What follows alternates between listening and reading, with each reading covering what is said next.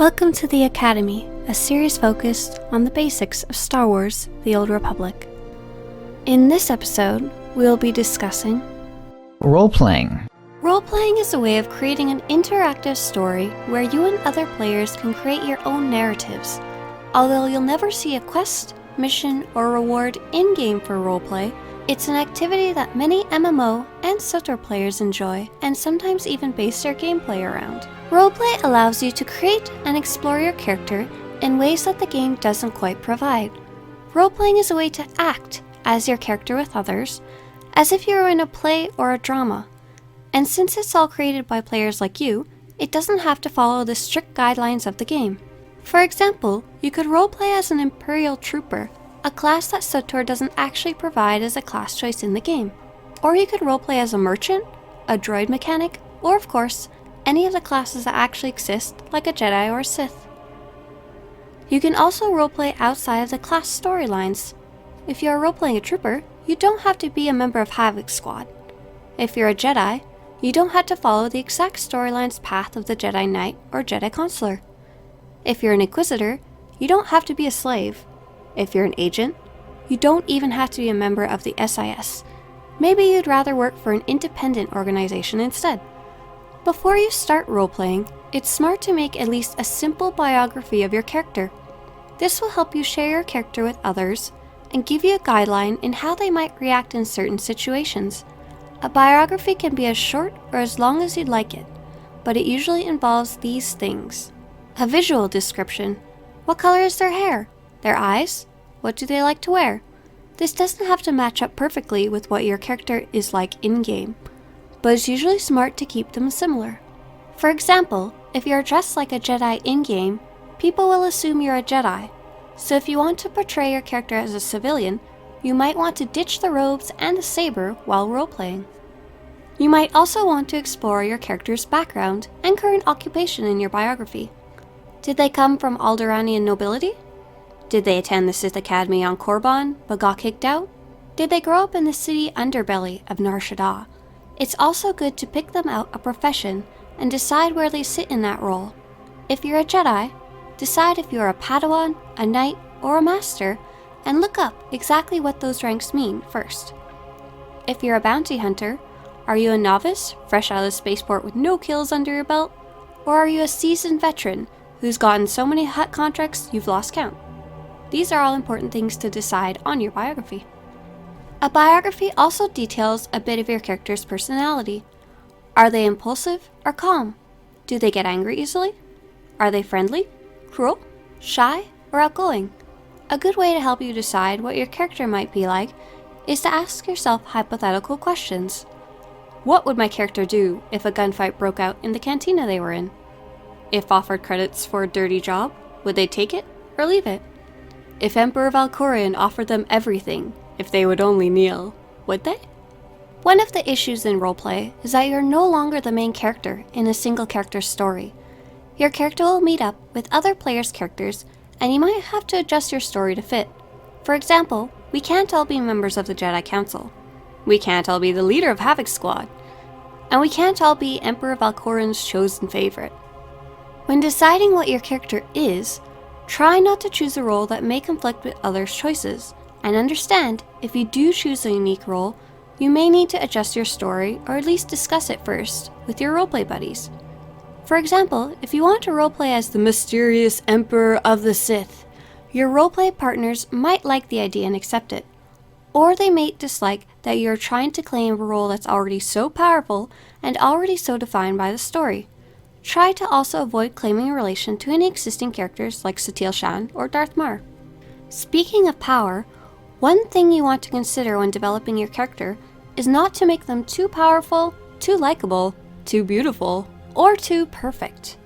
Keep in mind, roleplaying your character should be a way of having fun and being creative with others, not being the #1 Sith or Jedi in the galaxy. Characters that are too anything, really, are often called Mary Sue characters. They're the youngest to ever do what no one has ever done before, have unrealistic abilities, or are just too darn perfect. If you're interested in trouncing your enemies and truly being the best of the best, try checking out PvP instead. While role-playing, it's always a good idea to have a basic idea of the lore you are role-playing. For example, if you want to roleplay as a chiss, you might want to do research online about their background first. For example, if you roleplay as a traditional chiss, you'll need to know about the complicated politics and social aspects of Scylla, the chiss homeworld. For example, did you know the chiss were the first species to ally with the Empire? If you're playing as a non-traditional chiss, for example a baby chiss dropped on the doorstep, you'll still need to know some basics, like the fact that they have red eyes and mature much more quickly than humans. A 10-year-old chiss might be as mature as a 20-year-old human. Who knew? This goes not only for the race you choose to play, but any organizations you choose to be a part of. If you choose to be a part of the Jedi, make sure you're not running around killing people for fun, because the Jedi's lore would never accept that. If you choose to join the Sith, have a good idea of the trials you would have had to endure to get there, including the Academy and any apprenticeships you may have had. It's impossible for everyone to know everything. If you see someone acting out of lore, you can send them a nice message to let them know about the proper lore, or you can just choose to ignore it and go along. If you really dislike how your roleplay partner is handling lore, it might be a time for you to find a new partner. There are two main ways to roleplay: on forums, purely through text as if you were writing a novel with other people, or in-game, using a combination of the chat system and the visual aspects of the game like the environment. In both forms, it's important to keep in mind that roleplay is a give and take game. Try not to control other people's characters or to decide their fates. For example, if you decide to shoot at another character, give that person a chance to decide what they want to happen to their character. For example, don't say, "Joe shoots at Bob and kills him." Joe would want to give Bob a chance to decide if he wants his character to die, or even if he wants him to get hit at all. You might instead type, "Joe shoots at Bob, hoping to kill him," and then Bob could reply, "Bob dodges out of the way and ducks behind the counter." That way, you're not prematurely ending your roleplay, and you're giving others a chance to react to what you do. Once you get more familiar with your roleplay partner, you can judge a little better how much control they are okay with giving up. If you're interested in forum roleplay, search online for SWTOR.com/roleplay. This will lead you to a role-playing forum on the official SWTOR.com site. There's also non-official sites like SWTOR-RP.com, and many guilds have their own private roleplay forums. Forum roleplay works in turns. You might make a post, then you wait and allow your partner to make a post, and then you reply to their reply, and so on. Together you create a story that can be read as a whole, each post showing a snippet focused on the poster's character. The first post is often an introduction. It might say something like, "The captain walked into the loading dock. His ship was fully stocked and ready to go, but he still needed a crew.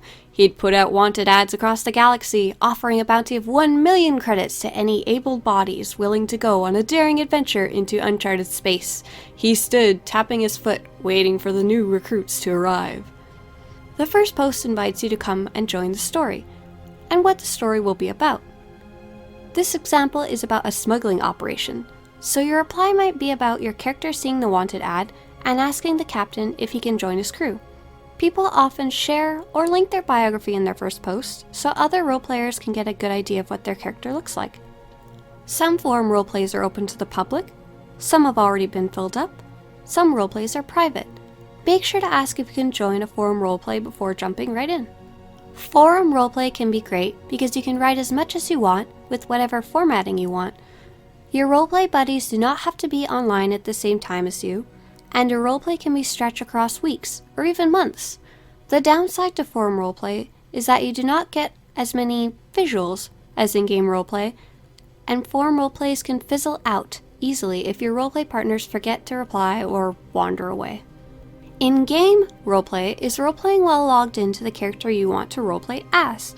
You can use the /say channel to talk as your character to others in your immediate vicinity, and the /e channel to write about your character's actions. For example, /e goes to get a drink would show in the chat as Bob goes to get a drink. Roleplaying in-game is a lot faster than forum roleplay, but you still take turns with your roleplay partners, giving them a chance to reply and chat before you move on. The /say channel works cross-faction, but the /e or /emote channel can only be seen by your faction. So if you're a Republic character roleplaying with an Imperial character, stick to the /say channel. Keep the /say and /e channels as purely in-character roleplaying channels. If you want to talk to your roleplay partner out of character, you could use party chat or whisper them.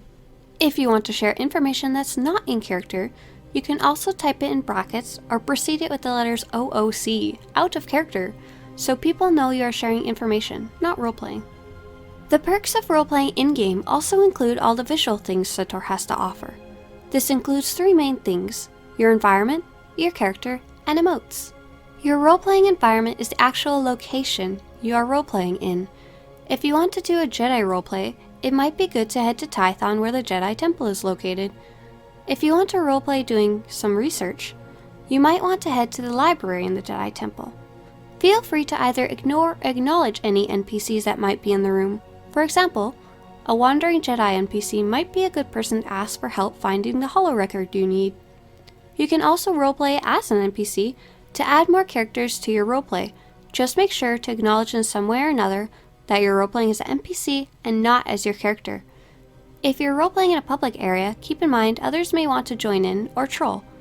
There are lots of private instanced quests areas you can use if you don't want interruptions, or you can go to your ship or stronghold for uninterrupted roleplay.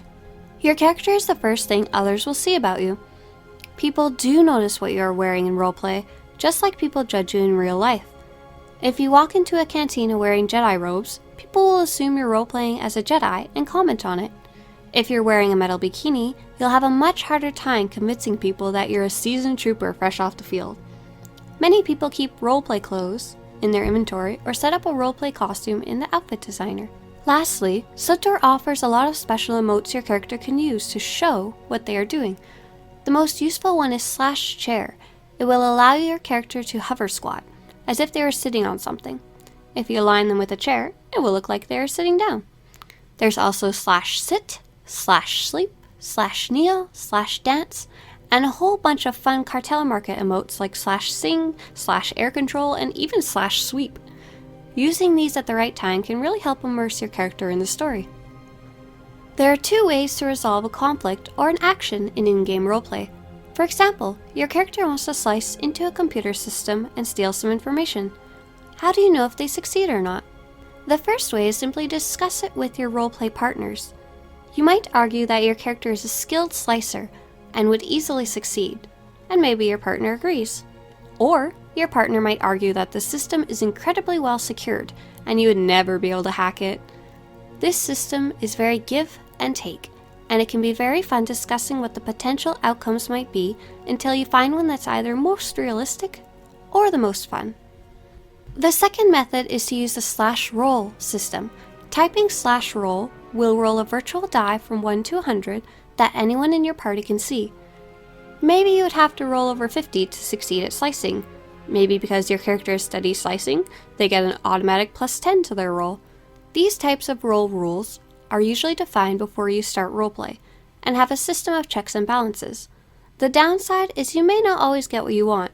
The upside is things are always surprising. There's no correct way to resolve conflicts. Both ways can be a lot of fun. In-game roleplay also offers you the chance to take advantage of the in-game combat system, but only if you want to. Players in SWTOR often do not consider in-game combat part of roleplay. If you want to duel, or fight someone in roleplay, confirm with them whether they'd rather have a SWTOR duel or if they'd rather roleplay the fight in text. Finding other people to roleplay with can be tough if you don't know where to look. Although the server designations have been removed, the servers that have the most roleplayers are Bulgarian Colony on the west coast, the Ebon Hawk server on the east coast, and the Progenitor in the EU. I highly suggest searching for a roleplay-based guild. Some guilds even have nights dedicated to roleplay that any guildmates can join in on. Locations you can check in-game for roleplay include the Slippery Slopes Cantina on Nar Shaddaa, the Inner Cantina on the Fleet, the Jedi Temple in Tython, the Steppes of Korriban, and occasionally the homeworlds of Coruscant and Dromund Kaas. Head to one of these places and make some comments in the /e and /say channels. This lets people know you're looking for roleplay. Or, If you see others talking in these channels, ask if you can join in. Of course, you can also ask in general chat if anyone is interested in joining you for roleplay. Building a Star Wars character in the Old Republic era can be a lot of fun, and sharing your character with others through roleplay can be a great way of improving your writing and your storytelling skills. If you've never roleplayed before, remember that everyone had to start somewhere. Start with your roleplay biography, and then start looking for a roleplay partner to join up with. I hope you've enjoyed this episode of the Academy. Roleplaying is an activity that I really enjoy in SWTOR. If you've got any tips, tricks, or questions about roleplaying, feel free to post in the comments below. If you want to show your support for this series, or to be notified when the next episode comes out, don't forget to subscribe.